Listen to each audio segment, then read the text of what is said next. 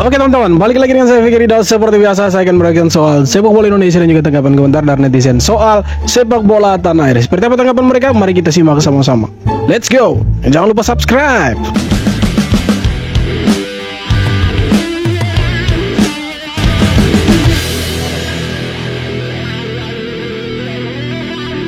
Sepertinya pelatih Malaysia ini udah tobat ya guys menghujat timnas Indonesia. Timnas Indonesia naik kelas duluan. Pelatih timnas Malaysia, Harimau Malaya, sudah lama tidur. Kemarin dia tidak respect sama timnas Indonesia. Dia bilang proses timnas Indonesia itu hanya hal sepele bagi dia guys. Tapi sekarang dia sangat mengakui timnas Indonesia bahwa mereka sudah lama naik kelas. Dan timnas Malaysia sudah lama tertidur katanya. Emang kapan ya bangunnya? Mungkin timnas Malaysia bangunnya zaman-zaman juara AFF kemarin ya katanya. Kalau gini kan enak, saling respect. Timnas Indonesia berjuang di kualifikasi Piala Dunia, timnas Malaysia berjuang di kualifikasi Piala Asia. Nah begini, karena mereka tidak mau bermain di turnamen mininya Indonesia yang katanya akan mengundang Malaysia dan Lebanon, ya kita dukung saja mereka supaya lolos ke Piala Asia. Nah semoga nanti di Piala Asia 2027 Indonesia dan Malaysia itu bisa baku hantam di sana. Ya kita doakanlah mereka bisa ketemu di sana, atau setidaknya mungkin satu grup nanti ketika di drafting itu kan keren itu. Ya kita bisa lihatlah Malaysia dan Indonesia berada dalam satu grup di Piala Asia. Kita kan pernah dengan Vietnam. Oke, Vietnam sudah kalah. Sekarang kita mau tes dengan Malaysia lagi di ajang resmi. Kalau mereka tidak mau bermain di turnamen mini yang akan diadakan sama PSSI nantinya untuk FIFA Matchday nanti. Saya selamat berjuang itu untuk Malaysia. Semoga lolos dan bisa ketemu kita di Piala Asia. Pelatih Malaysia mempertanyakan naturalisasi pemain keturunan di Indonesia. Katanya nggak terlalu bermakna bagi Malaysia. Tapi dari kacamata performa, pemain keturunan kita justru jadi pembeda. Ya, bahkan betul. Pelatih lawan pun memuji.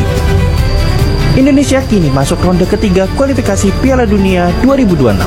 Langkah historis yang jarang terjadi. Mungkin Indonesia dan Malaysia punya pendekatan yang berbeda, tapi saat ini hasilnya mulai kelihatan siapa yang lebih siap bersaing. Kalau kita lihat secara mata telanjang, sekali lagi mata telanjang, bukan dilihat dari sedotan minuman, maka Indonesia punya pemain-pemain naturalisasi berbeda dengan pemain naturalisasinya Malaysia. Jelas kita ada peningkatan dengan pemain naturalisasi. Nah mereka masih terseok-seok. Itulah perbedaannya saudara-saudara. AFF murka, skuad ASEAN All Stars terancam. Memang goblok. Siapa suruh kalian mau buat di Malaysia? Sudah tahu di Malaysia itu sepi peminat, masih paksa diri buat di Malaysia itu. Kocak. Pincang saat akan melawan Manchester United buntut sejumlah klub dan federasi yang menolak melepas pemainnya. Beberapa pemain Thailand seperti Nicholas Mikkelsen tidak mendapatkan izin dari klub dan timnasnya untuk bergabung dengan ASEAN All Stars.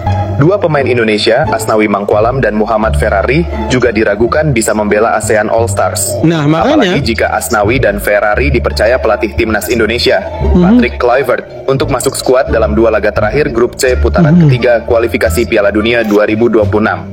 Dari kejadian ini, penjualan tiket pertandingan ASEAN All Stars menjadi menurun. Ya masih ada kesempatan, semoga bisa diganti ke Indonesia itu. Kalau MU-nya mau, kalau tidak mau pun tidak masalah, tidak rugi kita. Semua pemain enggan bergabung ASEAN All Stars. Media Vietnam agak curiga. Mereka tak mau dilatih pelatih Kim Sang-sik. Itulah kabar buruk yang dilansir dari media Vietnam dan Tri.com. Mereka kebingungan dengan banyaknya pemain Asia Tenggara yang menolak bergabung ke tim ASEAN All Stars yang dilatih oleh pelatih Vietnam.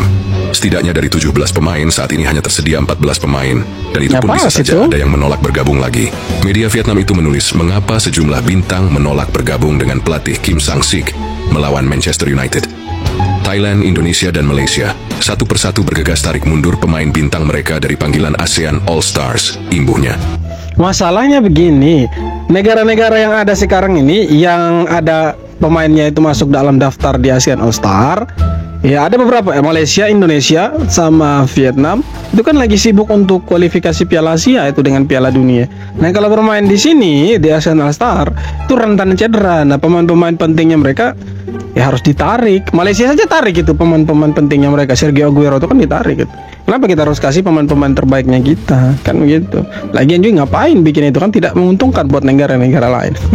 Sekalian saja Malaysian All Star atau Vietnam All Star kan itu lebih keren itu. Timnas Indonesia naik kelas, Malaysia dan Vietnam panas dingin jelang FIFA Matchday. Timnas Indonesia terus menunjukkan peningkatan performa yang signifikan. Panas dingin katanya. Pemain diaspora berkualitas, hasil naturalisasi, memperkuat skuad Garuda di berbagai level usia. Tak heran jika para rival di Asia Tenggara mulai gerah melihat kemajuan pesat tim Merah Putih. Salah satu bentuk pengakuan datang dari Malaysia yang siap menantang Indonesia di turnamen mini FIFA Matchday pada September. Mereka sudah siap. Oh, rupanya sudah siap. Tapi media mereka bilang itu turnamen apa tuh? Bukan level Malaysia itu. Waduh, bagaimana nih? Mana yang betul ini? Tidak jelas mereka ini. September mendatang. Namun rencana itu justru menuai reaksi dari Vietnam. Media-media di negeri tersebut memperingatkan Harimau Malaya agar tidak terlalu percaya diri. Vietnam mengingatkan agar Malaysia membuktikan diri terlebih dahulu di kualifikasi Piala Asia 2020 melawan Vietnam, baru pantas menantang Indonesia. Peningkatan kualitas timnas Indonesia memang mencolok. Dari sisi market value, skuad Garuda kini berada di 10 besar tim termahal di Asia. Makanya lawan Vietnam dulu baru lawan kita. Itu Vietnam sudah bilang kalian akan bermain di kualifikasi Piala Asia. Baku hantam dulu kalian, baru baku hantam dengan kita. Itu baru betul itu. Pemain keturunan Indonesia gak hati-hatinya mencuri perhatian jagat sepak bola Eropa. Ingat, namanya adalah pemain-pemain Indonesia, bukan pemain-pemain dari negeri jiran kita. Bukan. Indonesia itu. Dengar, Indonesia.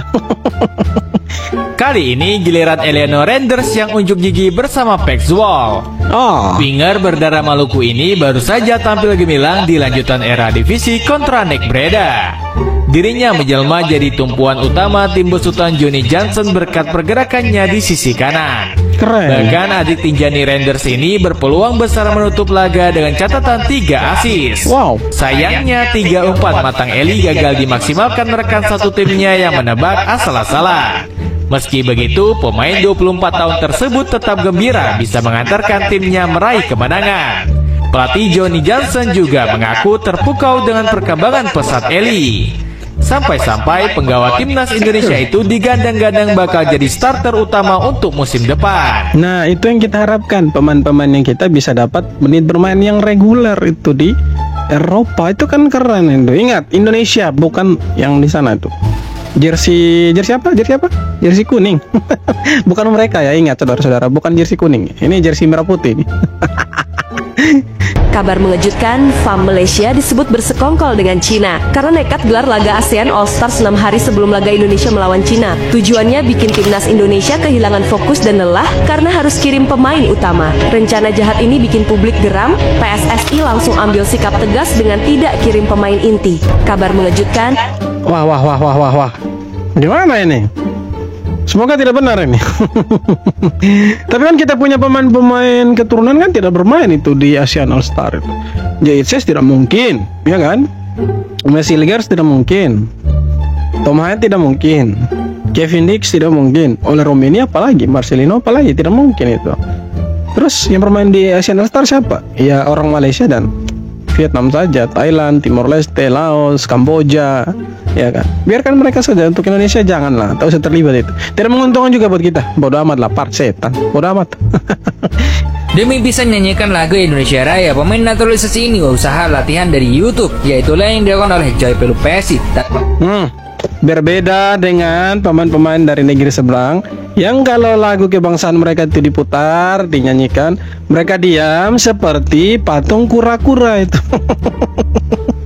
Seperti sebelah yang pemain naturalisasinya tak hafal bahkan tak ikut nyanyi ketika lagu kebangsaannya dikumandangkan. Melalui podcastnya dengan Tom Haye, Pelupesi mengakui demi bisa menyanyikan lagu Indonesia Raya dia belajar dari YouTube. Saya mencari di YouTube dan berlatih keras di rumah. Saya juga mencari di Wikipedia tentang liriknya untuk memahami maknanya. Saya ingin tahu artinya itu. Lagu itu tentang tanah air dan bangsa, ujar Pelupesi. Demi bisa Itu yang keren, mereka menunjukkan kalau mereka punya nilai nasionalisme itu tinggi sekali. Dan berbeda lah dengan pemain-pemain dari jiran kita yang kalau lagu kebangsaan mereka diputar, mereka hanya taruh tangan begini, terus lebih banyak diam. Ketimbang pemain Indonesia seperti oleh Romeni pun baru bergabung sudah nyanyi itu, walaupun jatuh bangun tidak masalah. Intinya mereka tahu lagu kebangsaannya mereka. Daripada pemain-pemain yang di sana, ya mereka lebih banyak diam kan, lebih banyak diam. Ini kenapa lagi? Coba di League Am nih, kenapa lagi League Am? Di minggu sore yang berbahagia ini, boy. Gue lagi gabut ya kan, baru bangun. Terus pas lagi scrolling muncul berita ini, boy. Statement dari bek tengahnya PSM Makassar terkait dengan kepemimpinan wasit di Liga 1. Sebenarnya apa lagi sih? Liga Sawah dan apa lagi sih Liga Sawah? Baik, kita bahas, boy. Pertama kita mulai dari statement dari si Yuran Fernandes ini, boy. Sepak bola di Indonesia hanya candaan. Kita fokus kalimat terakhirnya, boy. Jika Anda ingin menghasilkan uang, Anda bisa datang ke Indonesia. Jika Anda ingin bermain sepak bola serius, menjauhlah dari Indonesia.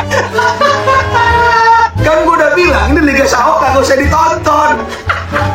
Terus gue jadi penasaran, gue apa yang mendasari statement dari Yuran Fernandes tadi. Terus ada salah satu brother yang DM gue kayak begini dan ngasih beberapa bukti ke gue. Jadi kurang lebih ada 3 hal yang harus gue bahas di pertandingan PSS lawan PSM Makassar tadi malam, boy. Yang pertama adalah apakah ini like not untuk PSM atau enggak. Kita cek videonya, boy. Ya, ini PSM baju putih ya, boy. Kita cek ya. Ini penyerangan namanya Balotelli. Dia jatuh depan kotak penalti. Tapi kalau kita lihat sekilas tuh emang ada kontak ya. Tapi dari replay ini kita bisa cek. Oke, di sini nggak ada kontak sama sekali. Jadi menurut gue itu nggak penalti, boy. Kita lanjut ke klip 2, yaitu adalah gol yang disahin untuk PSS. Kita cek. Oke. Nah, kalau misalnya kurang jelas, kita deketin, boy. Emang kelihatan awalnya tuh ada kontak ya. Tapi kalau kita lihat secara seksama, boy, kita lihat di sini.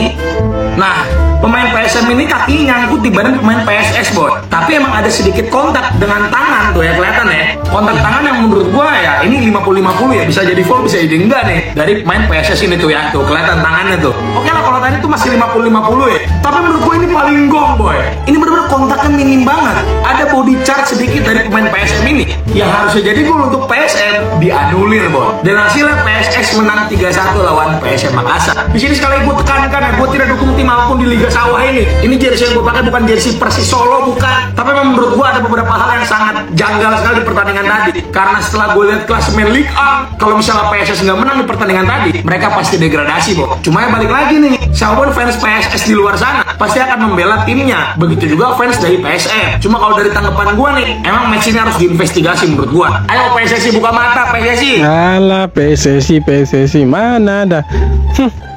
Sampai kapan Liga 1 sampai begini nih? Sudahlah. Semoga nanti bisa di upgrade lah kualitasnya.